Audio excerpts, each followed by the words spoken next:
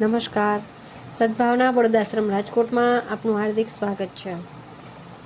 આજરોજ સદભાવના બળદાશ્રમમાં ધીરુભાઈ રવજીભાઈ સોજિત્રા તથા જયદીપભાઈ ધીરુભાઈ સોજિત્રા ગામ પીપર તરફથી 6 ટન તરબૂચનું અનુદાન આપેલું છે.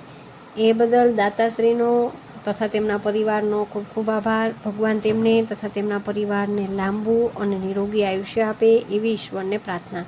જયદીપભાઈ તથા તેમનું ગ્રુપ સદભાવના બળદ આશ્રમ આવી પોતાના હાથે તરબૂચ ખવડાવી આનંદ મેળવ્યો.